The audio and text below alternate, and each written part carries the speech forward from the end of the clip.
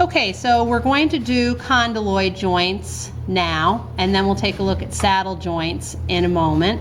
Condyloid joints are locations where you have an oval articular surface on one bone that fits into an oval-shaped depression on another bone. Okay, so both of the surfaces that are articulating are oval-shaped. Okay, and one location where you can see condyloid joints is between the metacarpals and the proximal phalanx in each digit. Okay, so these joints right in here and this one right here.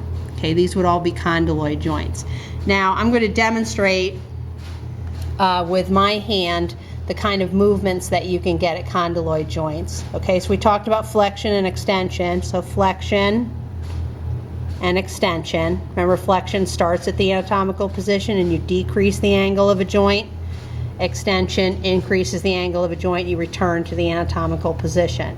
Okay, now another set of movements that you can get at condyloid joints are abduction and adduction. Okay, abduction is a movement where parts of the body move away from a main axis. Okay, so for the fingers, abduction would be spreading the fingers. Okay, adduction is where parts of the body are moving toward a main axis. So adduction would be this movement.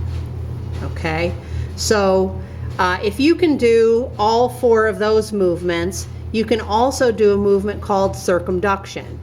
Okay, and circumduction is a movement where you essentially do flexion, abduction, extension, and adduction in sequence.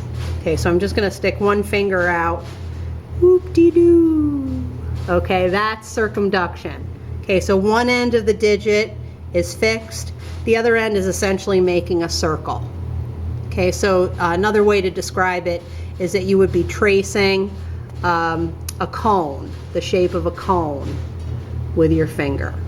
Okay, so that is a condyloid joint, and you get all angular movements, flexion, extension, abduction, adduction, and circumduction, which is the combination of those four movements at that joint.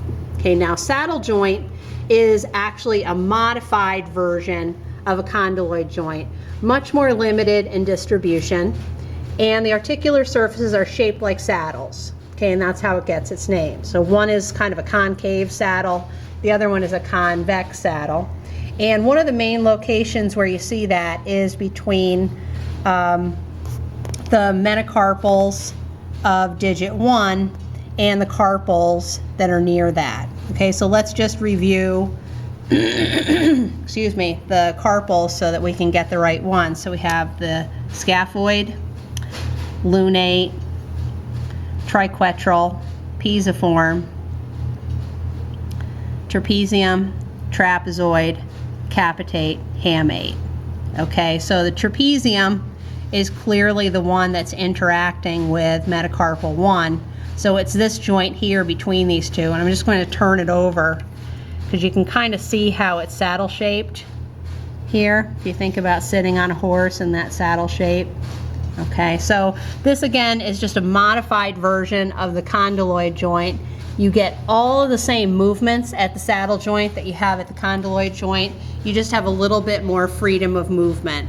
Okay, so if I'm moving my thumb around, this is actually what allows us to have an opposable thumb, the fact that we have a saddle joint at this location. Okay, so that is the condyloid and the saddle joint.